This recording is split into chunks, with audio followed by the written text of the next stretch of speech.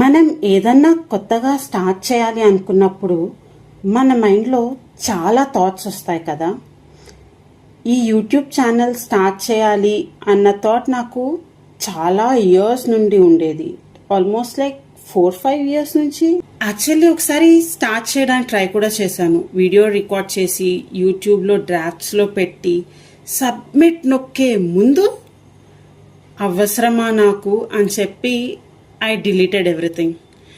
ఎందుకంటే అప్పుడు ఒకటే థాట్ వచ్చింది, ఎవరన్నా చూస్తే, ఎవరన్నా జడ్జ్ చేస్తే. ఆ థాట్ చాలా సింపుల్గా అనిపించవచ్చు, కానీ అది అక్కడికక్కడే నా యూట్యూబ్ జర్నీ స్టాప్ చేసేసింది. 2 years ముందు కూడా నేను ఒక క్విజ్ ఛానల్ స్టార్ట్ చేశాను because I wanted to be in YouTube.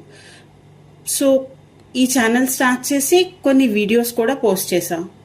కానీ చాలా ఎర్లీగా నాకు అర్థమైంది ఏంటంటే ఇది నేను కాదు. నేను కంటెంట్ క్రియేట్ చేస్తున్నా, కానీ ఆ కంటెంట్లో నేను కనిపించడం లేదు. నేను చెప్పే విషయంలో కొత్తగా ఏం లేదు, ఆల్రెడీ ఉన్న కంటెంట్ని మళ్ళీ చేస్తున్నా అనిపించింది. అందుకే ఆ ఛానల్ నేను కంటిన్యూ చేయలేదు. తర్వాత కొన్ని ఇయర్స్ స్ట్రగుల్ తర్వాత నాకు అర్థమైంది, నేను అబ్జర్వ్ చేసింది ఏంటంటే నేను ఫెయిల్ అవ్వడం గురించి ఆలోచించట్లేదు, బట్ ఫెయిల్ అయ్యాక వేరే వాళ్ళకి ఏమనిపిస్తుందో అని ఆలోచిస్తున్నాను. Like I'm not Fearing failure, but మన చుట్టూ ఉన్న వాళ్ళు మనల్ని జడ్జ్ చేస్తారేమో, వాళ్ళకి మనం ఒక టాపిక్ అయిపోతామేమో అని, వాళ్ళు ఏమనుకుంటారో అని నేను ముందే ఇమాజిన్ చేసేసుకుంటున్నాను.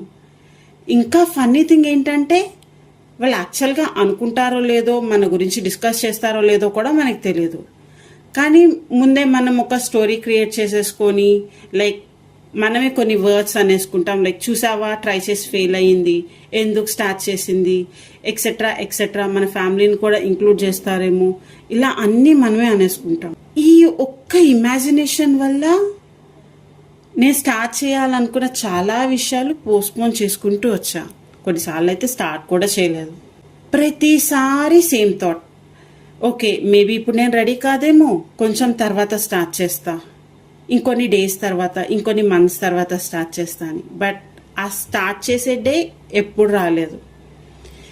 ఇంకా కొంచెం ఆలోచించాక మేబీ నాకు ఒకటి ఏమర్థమైందంటే మనం అనుకునే అంత ఇంపార్టెన్స్ మనకెవరు ఇవ్వడం లేదు.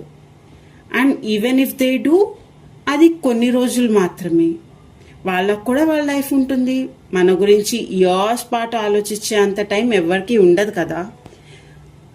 కానీ మనం ట్రై చేసింది వర్క్ అవ్వకపోతే మనల్ని జడ్జ్ చేసే వాళ్ళు వచ్చి ఇట్స్ ఓకే ప్రియా, మళ్ళీ ట్రై చేయి, నీకేమైనా హెల్ప్ కావాలా, గైడెన్స్ కావాలా, ఇలా ఎవ్వరూ అనరు.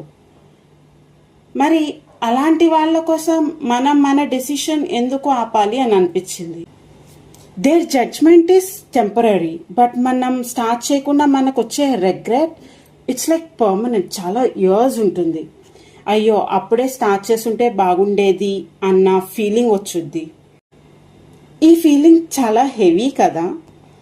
సో నేను సింపుల్గా ఏం డిసైడ్ అయ్యానంటే let me try this.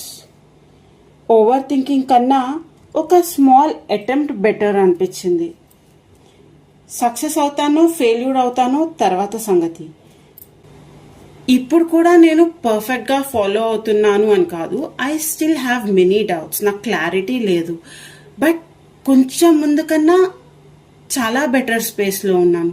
At least ఇప్పుడు నేను క్రియేట్ చేస్తున్న కంటెంట్లో నేను కనిపిస్తున్నాను. నాకు ఈ ఫీలింగ్ చాలా అనిపిస్తుంది. మీరు కూడా ఇట్లాగా ఎప్పుడన్నా స్ట్రగుల్ అయ్యారా? మీరు కూడా ఎప్పుడన్నా ఇలాంటి సిచ్యువేషన్ ఫేస్ చేశారా? Let me know in the comments guys. And stay happy, stay healthy. It's me Priya and this is today's V Note.